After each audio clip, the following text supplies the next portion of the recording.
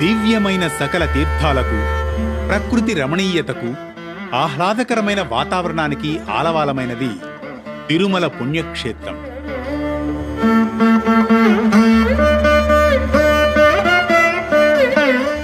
అలాంటి పవిత్రమైన తిరుమలలో ఎన్ని తీర్థాలున్నా వాటిలో ప్రముఖమైనది, సాక్షాత్తు స్వామివారి దాహం తీర్చింది శేషతీర్థం.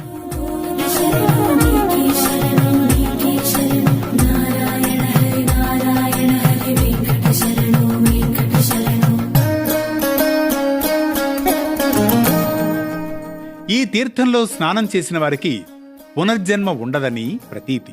తిరుమలలోని పాప వినాశనం అటవీ ప్రాంతంలో నెలవైనదే శేషతీర్థం.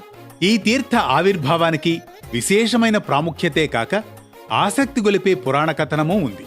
పురాణాల ప్రకారం ఒకనాడు శ్రీ మహావిష్ణువుకు బాగా దాహం వేస్తుంది. దాంతో దాహార్తి తీర్చుకునేందుకు జలాన్ని తీసుకురావాలని తన భక్తాగ్రేసరుడు గరుత్మంతుణ్ణి పురమాయిస్తారు స్వామివారు.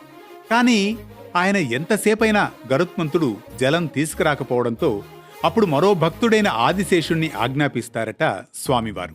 అంతటా ఆదిశేషుడు ఆ ప్రదేశంలో ఒక దివ్య తీర్థాన్ని సృష్టిస్తాడట.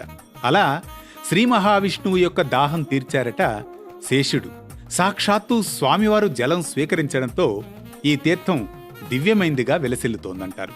ఈ తీర్థంలో ఆదిశేషుడు శిలారూపంలో పూజలందుకుంటూ ఉంటాడు. సాక్షాత్తు శ్రీమన్నారాయణుడు ఆదిశేషుడైన నాగేంద్రుడి రూపంలో కొలువై ఉన్న తీర్థమిది.